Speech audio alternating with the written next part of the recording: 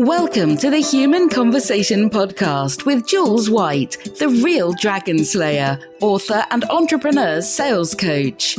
Tune in weekly for human conversation about business and sales. Enjoy business expert interviews, educational episodes, and virtual cuppas with entrepreneur business owners. So grab yourself a cuppa and enjoy. Here is your host, Jules White.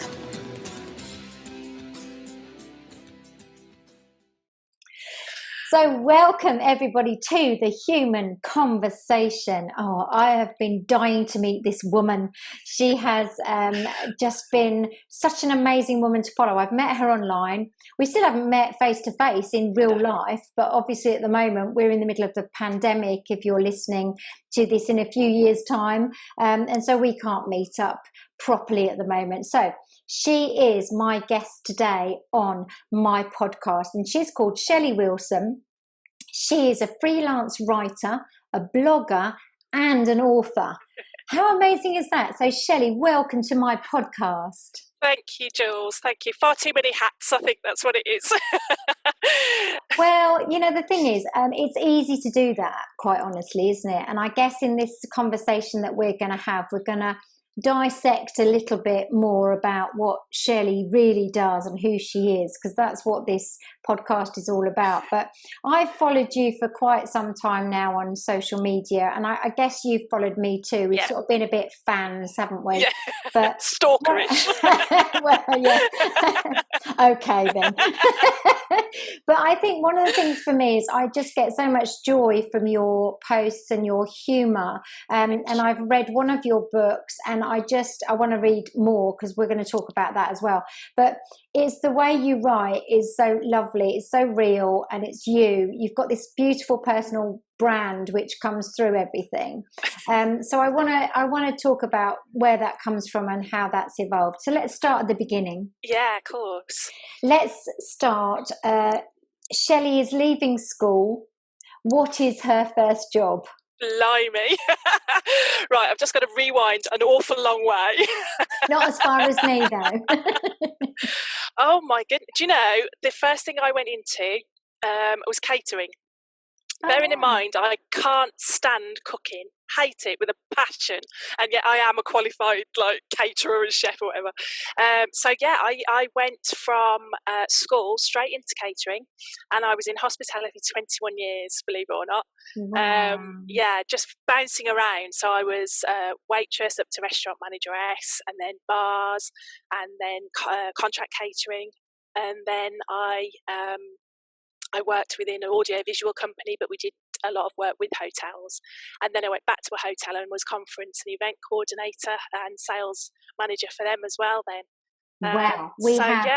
We have a common thread straight away, because I was a head of sales at a venue for 5 years. Oh, wow. Oh, there you go. Then you see this bonded straight away. We are bonded. I knew there was a reason. Well, I had 3 conference centres. I had 400 bedrooms, a restaurant and a golf course and a spa. Oh, wow, yeah. Mine was nothing like that. It was much smaller scale. Thank you very much. I'll stick with the little country cottage hotels. Well, I don't blame you, to be honest. But it was a wonderful experience working in hospitality. It is. I loved it. Absolutely loved it. And I loved working with the team as well that were with me, and with their family. They do become family in that, because you work all hours, don't you? Yeah. And they come, yes. So I'm still in touch with a lot of the girls that I worked with back then. No, that's lovely. That's lots lovely. of happy memories. So obviously at some point you left that 20 odd years worth of career. What happened? I had a great idea one day. As you know, I am a single mum, so I've got 3 kids, and 16 years I'll have been divorced now, which is quite scary to think. And so I'd not long been separated from my husband then, and I started working with the last hotel that I was working with. Loved it, did 4 years with them. And then I thought, I'm going to go to night school. I'm going to learn something. And I didn't care what it was. It could have been flower arranging. It could have been anything. I didn't care. I went to the open day and I saw Indian head massage. And I thought, that sounds nice. I fancy a bit of that. So I enrolled and I did night school, came out with a qualification, and it totally changed my world. And I think because with holistics, you do a lot of self-work, and because I'd just come out of a marriage, it was also a violent marriage, so I had a lot of stuff that I needed to fix for myself. It was like I'd been guided down that path because it was meant to be. So I did so much training. I'm a Reiki master teacher, I'm a reflexologist, massage therapist, I did beauty as well, and then in 2008, just as everything fell apart in the world, I started my own business. Yeah. As you do. Well, I was a bit before you. I was 2005 when I started Truly Madly Baby, which was my Dragon's Den business. Yep. And that was because my son was born. So the madness there was 3-month-old baby. I'll start a business. Yeah. Why not? You know? Seemed like a good idea at the time. We're clearly as mad as each other, which Absolutely. is why we get on. Yep.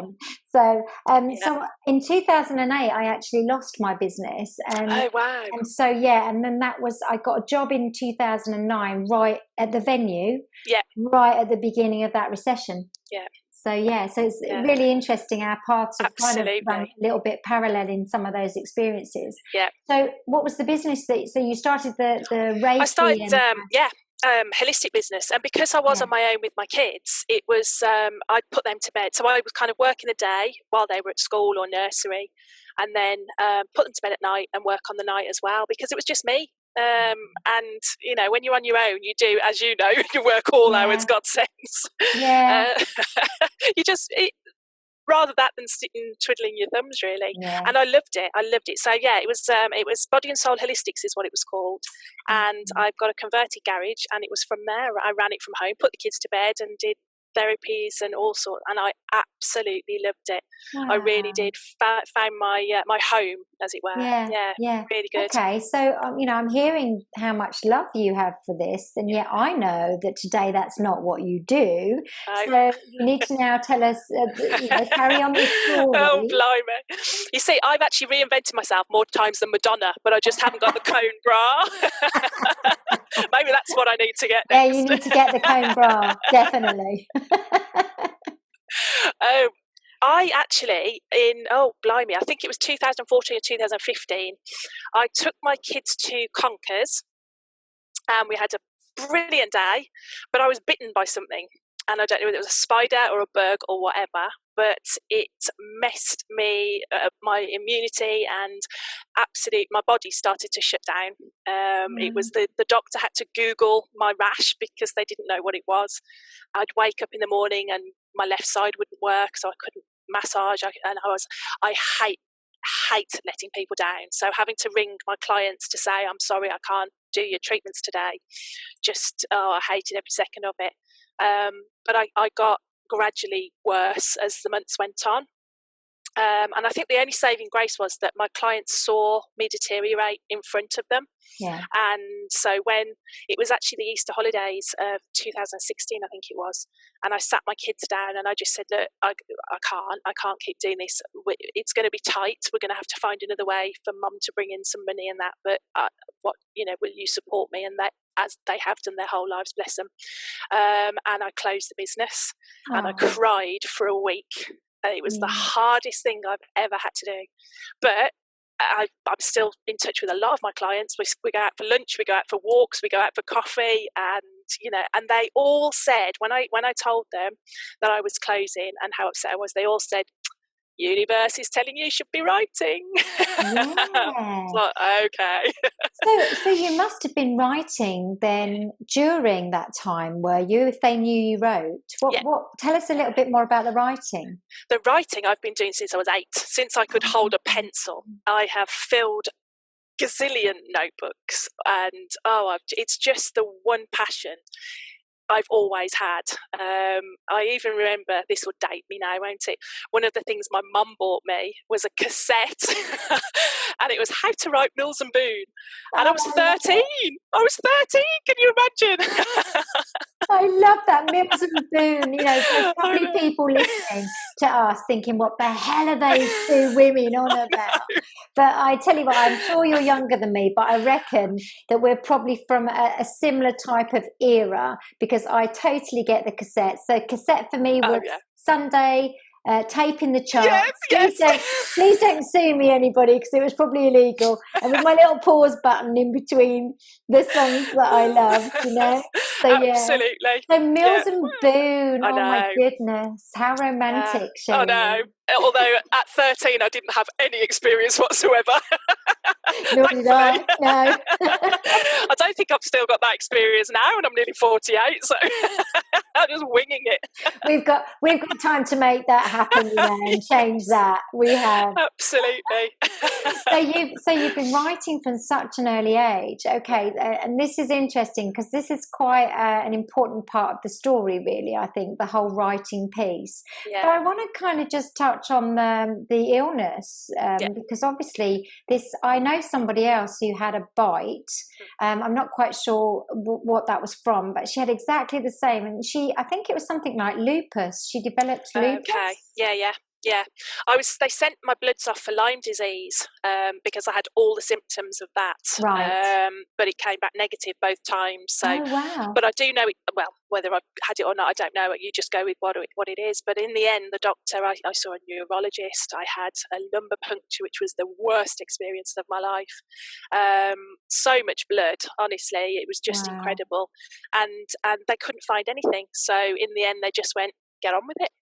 Really? And that's what I had to do. So yeah, it was the hardest time. I think I've always struggled a little bit with depression, probably going back to when I was married, but this particular illness it was like Mount Vesuvius. So that kind of really, it blew out of the water then, and I struggled, and I have struggled since the illness. I've noticed it's been, I can trace it back to that particular moment in my life. And I have to watch out for triggers. But I write about it. That's how I help myself. I always bring it back around to written words and journal or blog about it or write it in my books and just say, look, this is happening to me. And the amount of people that then say, and me, oh my God, I'm so glad you're talking about it or writing about it. So it's interesting because there's kind of this thing about not knowing what's wrong with you. That's really scary, I think, isn't it? Not that I've experienced that, but I can imagine that bit must be so difficult, because then how do you treat it? How do you get yourself better if you're not really sure actually what the problem is? Exactly. But then what's so lovely about what you said there is that you just kind of found this therapy in writing, and that's really special, isn't it? I think I think as well, I've often heard people say when they're poorly, there's a lot of stuff around mindset. Yes. So actually, you know, what you really do with your mindset when you're ill can have a huge impact on how you physically feel. And so tell us about, did you get better? You know, talk about what that looks like. Yeah, I'm massively different from what I was a couple of years ago, but I do know that I'll spiral occasionally, but I can gauge. So I've always been an extrovert, massive extrovert. You would never believe it. Yes, you would. That was me. I was always that kind of person, but now I have to manage that. So I actually did I can't remember what the website is, 16 personalities or something like that. I can't remember. And I came out as highly introvert. Really? Yeah. And I know that it comes from the depression. Because my answers, obviously, when you answer things like that, they come straight from your subconscious, don't they? So when I I love networking, I love meeting new people, but it exhausts me now. Never used to. I'll go home. It might take me 2 days to recover. So that's a massive change that I've noticed. If I have to be out and about, I turn down a lot of events because I know that how it will affect me. The impact it will have. Yeah. So I've learned to go with the flow and to listen to myself. Positivity is always a big thing for me anyway, because I think when you've survived such a horrible sort of marriage time, that was all that I had. It was just me and my kids. They were 2, 3 and 5 when I walked out. So it was just us. We were like the A team, you know, just the 4 of us. And I had to stay positive. I had to stay upbeat. I had to motivate myself, which I still do. And yeah, mindset is a massive factor in anything. And as much as we don't want to be labelled, having a diagnosis, even though you would call it a label, does help, because you can plan. You can, right, okay, this is what I need to do. And I mean, I'm a holistic person anyway, so I wouldn't have taken a bunch of tablets that they'd given me. I'd have said, right, how do I sort this with my diet? How do I sort this with, I'd have gone a different route anyway, but it would have been nice to know what I was dealing with. Yeah, totally. It's kind of like your roadmap, isn't it? To recovery. I just created that. Did you hear your roadmap to recovery? But honestly, it's so true what you're saying. So, you know, I'm not going to dig into the whole marriage piece, because clearly, you know, it's a bad place. You managed to get out of it, which is I'm a survivor. Courageous. I just need to say that, because it really is, especially when you've got children involved. That makes it even deeper coming out of something like that. So there's a lot of inspiration around you, lady. I think certainly for the listener. So you know, my human conversations are always go wherever we take them as two people chatting. That's the beauty of my podcast. So I love so far how I found out how long you were in hospitality, which is really quite incredible, isn't it? And then going into doing the whole holistic stuff, which actually has served you then, having had your illness, which is, you know, you talk about universe stuff. And you listen to all of this. It's interesting, isn't it? And then you've been writing since you were a small girl, and also how therapeutic that is. This story is coming together very nicely, isn't it, really, when you think? So when did you first write your first book? Wow, okay. I've written half of about 1 million books. I love that. They're all stashed away somewhere. The book that you've read, the How I Changed My Life in a Year, I published that in 2014, and then I wrote it in 2013. And I mean, you'll know this, but it was based on a blog challenge that I did for myself, and this was a bum kick for myself. This was, I'm running a holistic business. I'm telling my clients they should be doing this, this, and this, and I'm not doing it for myself. So I smack on the wrist and sort it out. So I thought, right, okay, what's the one goal? The one goal is to write a book. That's always been my goal. How am I going to do that, but also fit all these other things that I want to do? So I decided to set myself these challenges, and there were 52 of them, so one for every week of the year. And I thought, I need to stay accountable, and I want to factor in the writing. So I thought, I'll blog. Oh, how hard can it be? So yeah, the 1st of January 2013, I logged onto the first blogging platform I found, and I started blogging. And it was literally, this is my challenge, this is what I'm going to be doing. So the accountability factor. I was writing it for my clients, nobody else. That it was just for the ladies that came to my holistic business, just to say, right, okay, I've told you you need to do that. I'm doing it. I'm doing it too. And oh my goodness, I started to get messages from people all over the world, from ladies going, oh, this is hilarious. I'm going to have a go, and I'm setting and it just grew from there. It was just incredible. And I loved it. It was the busiest year of my life. It was hilarious. I mean, we did some crazy things.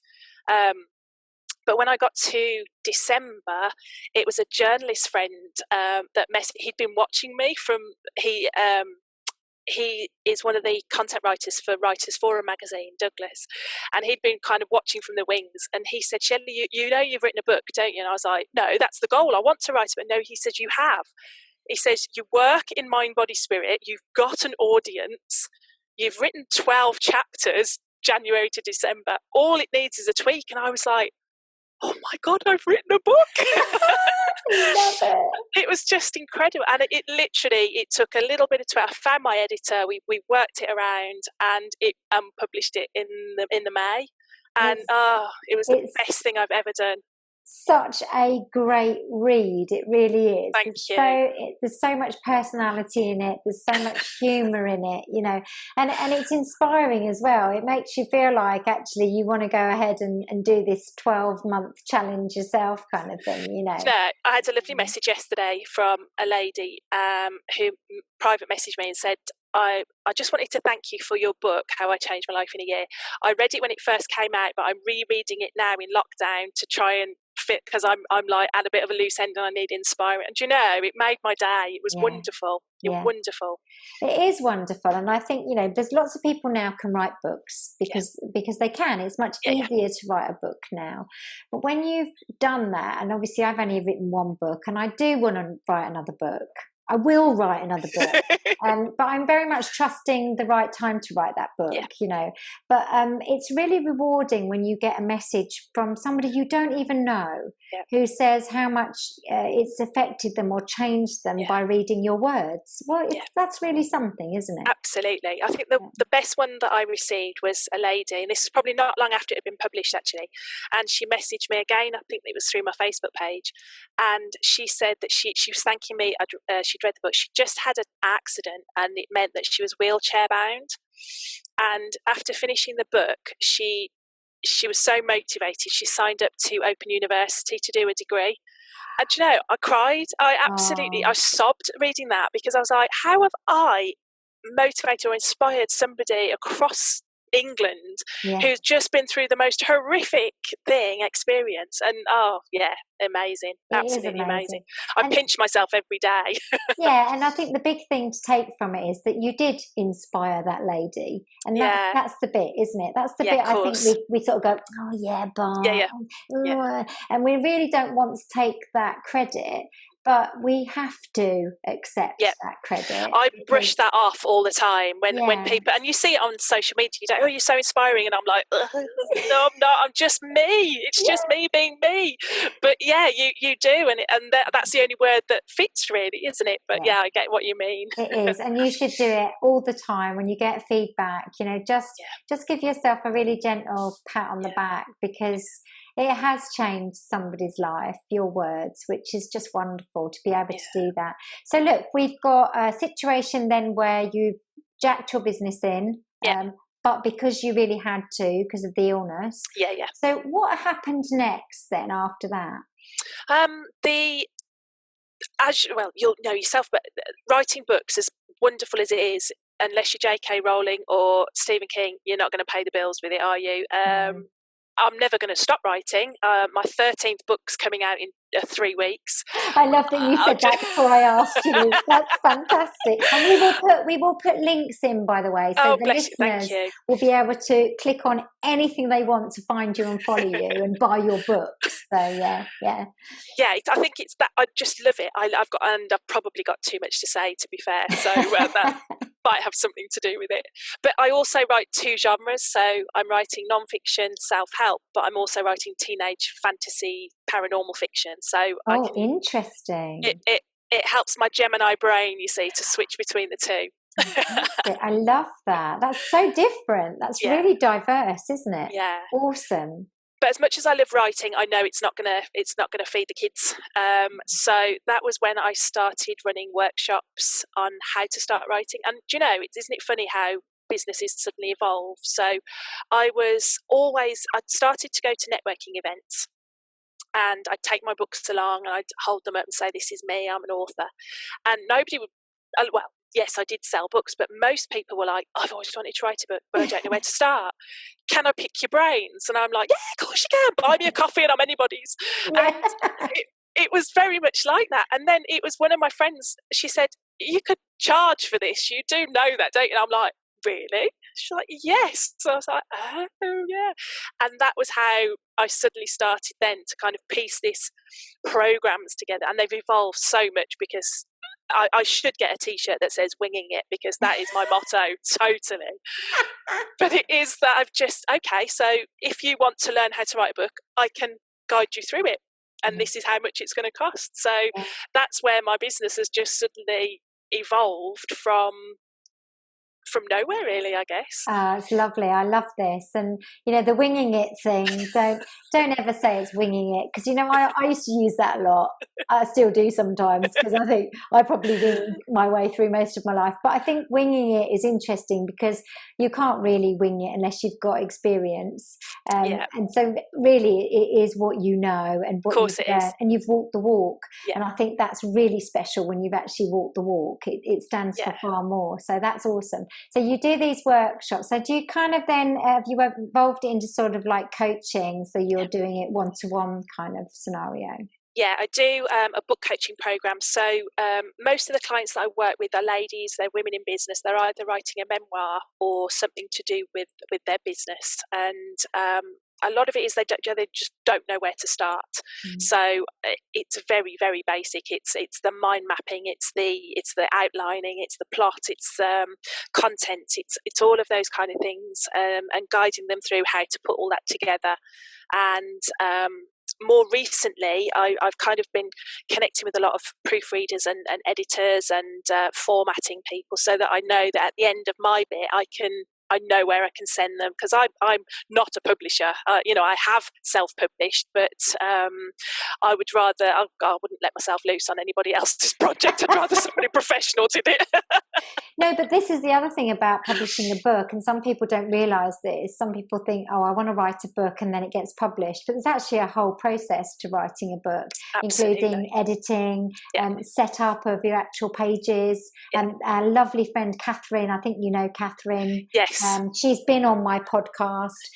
So I'll refer back to the series she was in my notes to any of the listeners. But she makes books beautiful. She does, That's her kind of strapline. So she's really clever in how it's all laid out and set out. And then the whole editing thing is another thing, isn't it? That's another skill in itself. So absolutely, lots of people involved in publishing a book if you want to do it properly. And you should do it properly, I believe, because it's very precious. And if you're going to do it, put it out into the world in a really good way, quality wise. So. Yeah.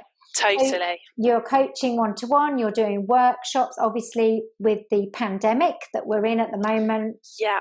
Has that gone online for you, or have you just waited? And I haven't done the workshops online, actually.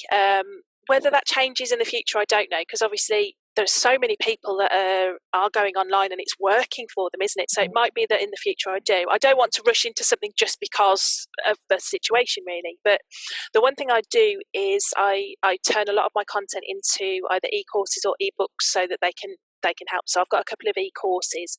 The marketing side, I can sell everybody else's books and courses and share everybody else's stuff, and then I forget to do my own. So I've had a bum kick this morning on a networking event, so I'm like, yes, I must tell people I do that. Just tell them. Remember. Just tell them you do it. That's usually all it needs to be. I am a nightmare. I need a sticky note on my head to remind myself of something.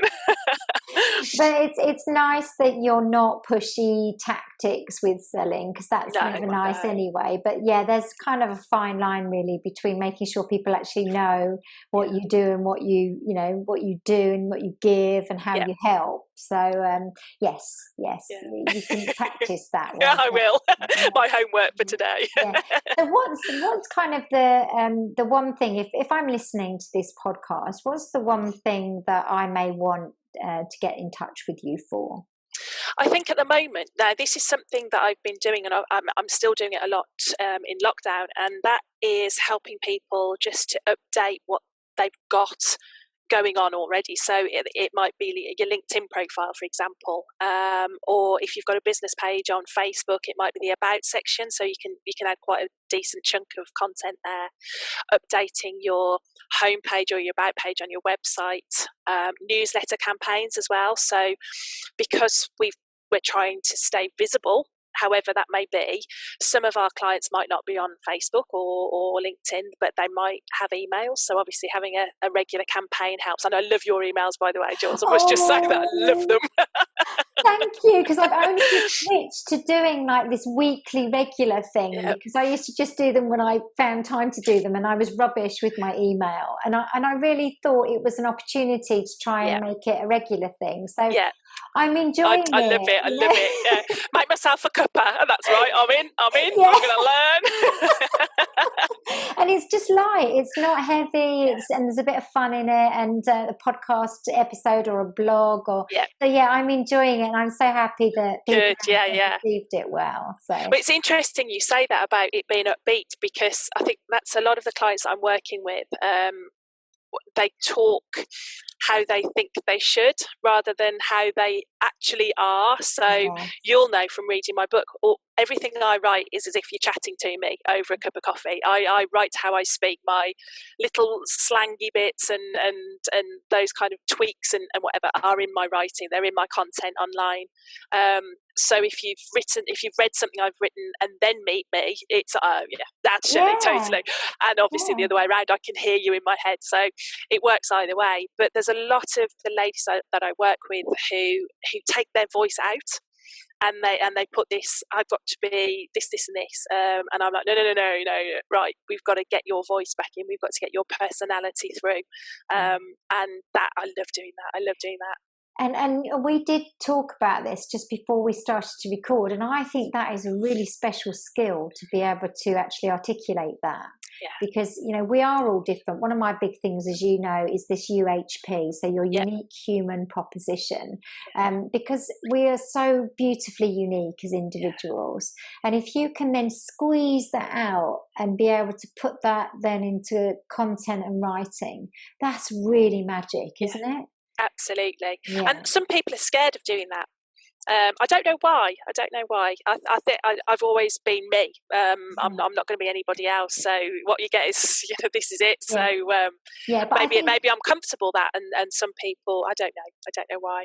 I also think people are comfortable with that. Actually, generally, they like that because it just feels more natural and it's real, and that's how we know, like, and trust, isn't it? By just, of course it is, really feeling like that's genuine and it feels safe.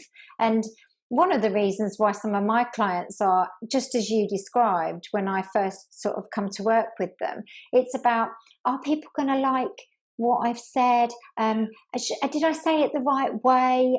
If I want to sell to corporate, should I be saying it in this certain way? And of course, I'm a bit like you. I'm like, nope. You show up as real you. As long as you understand what the value is they want to see, then you can then do it in your own unique way. I call it isms. So Shelleyisms. And I think that's really special when you can start filtering that through. So you sure are a talented lady. Aren't you? So, but you're funny, you're really talented the way you write, and you're real, and there's really 3 fabulous qualities right there, isn't there? Thank you. Yeah, you can take that one. Don't ever brush that off. Yes, that's me. That's me. So, what's the future for Shelley then? What's going on in your world? What are you excited about? I am working on my 16th novel at the moment. That's a young adult series that I'm working on. So I'm liking dipping into that. It's mindset thing again. With the lockdown, it's really messed with my head sometimes. So I've not worked on it as much as I hoped. But when I get into the zone, I'm really enjoying that. But I've got a few ebook series that I'm putting together at the moment, and I'm enjoying that. So that's stuff that will help my business clients with what they want to say. Itching to get out travelling again. My massive big passion is to travel, and that literally can be to the other side of the world or in a camper van chugging up to the Yorkshire moors. I don't mind. As long as I've got my laptop, I'm all right. Well, we said something, I think, across social media only the other day about this whole camper van thing, because that's just my dream. Because I can work from anywhere, a bit like you. I mean, as long as hopefully there's a bit of a Wi-Fi signal. That'd be a bit of a bummer. Although I could just have a day on my own if there was no Wi-Fi. But I can pretty much work from wherever. And I love the idea of just sort of packing up a little camper van of some sort, maybe a little bit of luxury if possible. But honestly, what a wonderful way to just explore, nomadic existence. It'd be Yeah. wonderful. Absolutely. Yeah. I mean, my 3 kids, obviously, they're a lot older now. They're like 22, 19 and going on 18. So I can say, you look after the cat, you look after the fish, I'm off, and I'll chug off somewhere. So yeah, I love that. Yeah. Are they all at home still then? Obviously they are at the moment, but are they technically my eldest, at home? my eldest is on furlough at the moment. Middle one has just got one uni exam to sit next week, and then he's done. And then my little one, who not so little, she's just finished her final year of college. So so they're all here. I've got various brands of music coming out of various rooms at the moment, and oh my goodness. Yeah, I bet. Well, I've only got one, as you know. So Sam, he's 15, so he's just been good as gold. He's cooked for me, he's been doing his work, you know, he's kind of owned that. I've just let him own his work, which has been actually a really smart move for any parents listening. If that's the case, where you've got to homeschool at any point, let them own it themselves. Honestly, if they're a bit bigger, like Sam is. Oh yeah. He's been making music. Oh my goodness! Oh, I know. I saw. It's absolutely incredible, isn't it? It's such a joy to watch them be creative. So, have you any writers in your midst with your kids? Absolutely not. No, it ended with me. No, I've got their media creative. So my eldest is a graphic designer. My middle one, Jamie, he's sporty, so he's the one that loves his sport. But Ella is creative media as well. She does my videos for me, my book trailers. I don't know if you saw it, I created a daft little video where I made a coaster in my shed. Yes, that because was amazing. I was missing. Well, Ella made that for me. I loved that so much. Didn't you also make a bar at the bottom of the garden? Yeah, they were missing the pub so much that we made the Wilson Arms. I love it. It's just wonderful. And actually, even if they're not writers specifically, they are clearly creative, which is so nice to see, isn't it? Yeah, they make me laugh with my books, because obviously I'll dedicate, or they have, some of them have been dedicated to the kids, and I'll be like, are you ever going to read them? And my daughter says, I'll wait till it comes out on Netflix, Mum. I've asked my son about 4 times, have you read my book yet? Have you read my book yet? Because now he's producing music. I'm like, you need to promote yourself, you need to sell yourself, so read the book and then that will help, you know. It's got this sales guru of a mother. No, I'm not really, I'm just kind of joking really, but you know, he's smart, and he's just picking up things now, so that's very cool. So, and it's a real pleasure to be a mum, isn't it? Oh, absolutely. My 3 are just they're just wonderful. They are just the most amazing kids with what they've been through, and we're still as tight now as we were way back when. And I'm so proud of them. I really am. Yeah, that's amazing that you've got them as well as much as they've got you. So can we just finish and talk a little bit about men? No. No, I'll say that I've got my Mrs. Johnny Depp mug. This is yeah, so I don't know, I'm assuming, and I should never assume. I teach everyone, do not ever assume, but I'm guessing you're single. Have you been single for some time like me? 16 years, So you always make me feel so much better, because I'm like 11, I'm coming into my 11th year now of being single. What is it about us, Shelley, that means that, you know, we can just be single, you know? Do you know, I think it's just being happy. I don't know about you. I love my own company. Perfectly happy in my own company. My kids have laughed at me through lockdown, because they're like, you're enjoying this, aren't you? And I'm like, actually, do you know, loving it. Absolutely. I can write, I can read, I can do whatever, sit in the garden. It's just, and I think that is a big difference, because I hear people, I can't be on my own. I'm like, you can. You just haven't learned to be. I don't see it ever happening for me. I honestly don't think so. I think I've got a bit too selfish now. That's probably my issue. Yeah, I kind of feel the same. I wish it will happen, in the sense of I'd like a companion, I think. But I certainly don't feel like I need to meet someone and get married, and I'm definitely not having any more children, because I'm way past that. You know? But I feel if I've got this lovely house next door, which is kind of the mirror of my house, because I live in Milton Keynes, so our houses are quite new. So it's the identical house to me next door. So my dream is that they're selling it at the moment. My dream is that this lovely man moves in, who's on his own, but who wants to stay in his house. Yeah. And then we make a gate in between the two houses. And then when we want, we can meet and we can stay over and have sleepovers, or we can go on adventures together. And you know, that's my dream. And it sounds so romantic, but that is perfect for me. Yeah. Absolutely. That's where I'm at. And it is lovely to be sat with another lady like me, who just feels actually really comfortable with being on our own, because it is a good thing to be. Oh, yeah. But I do kind of hope that Mr. Next Door moves in, and maybe we get a gate put in even. Yeah, it would be nice. I'll opt for a cowboy over in America, and then I can get my travel done as well. I love it. Shelley, it's been so lovely talking to you. And to you, thank you. Got quite a fascinating story. You've been through a huge amount, and I think our listeners will most definitely feel inspired by what you've done and what you've achieved. Still smiling. Yeah, what you've achieved is amazing. So all the links for your books and connecting with you, where's the best place to connect with you? Where do you hang out the most? Right, I am totally obsessed with social media. So, you know, where you say, oh, you should really just do one platform really well. Oh, no, I don't. I'm everywhere. I'm absolutely everywhere. I love Facebook. So I've got my personal page, I've got my author page, I've got a Motivate Me page, I've got my Writing Mentor page. Yeah, I'm a bit like that, yeah. All over Twitter, love Twitter.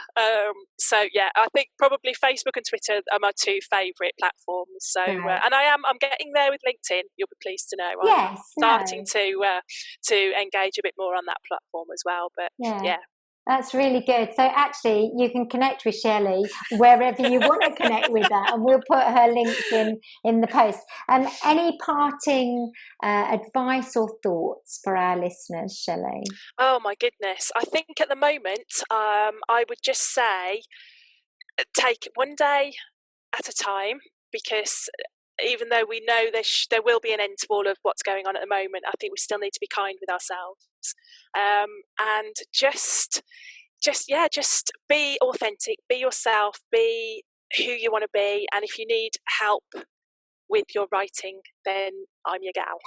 You sure are there, gal. Thanks, Shelley. It's been so lovely to finally chat to you on the podcast. Listeners, I hope you've really enjoyed. What a fabulous natural conversation that really was. I totally loved it. I hope you did too. But look, if you like this podcast, like it on the platform you listen to it, subscribe, tell everybody you meet about our podcast, and also join me again for the next episode. We're on Spotify, Apple Podcasts, Stitcher and SoundCloud. Thank you for joining us today. Thank you, Shelley, again. Thanks, Jules. Have a great weekend. And you. And we will see you again soon on The Human Conversation. Ta-ta for now. You've just been listening to the Human Conversation podcast with Jules White. To find out more about the other work that Jules does, please visit her website, www.liveitloveitsellit.co.uk. And if you enjoyed the podcast, then please do leave a rating and review on the platform you use to enjoy her show. Thanks for listening, and see you next time.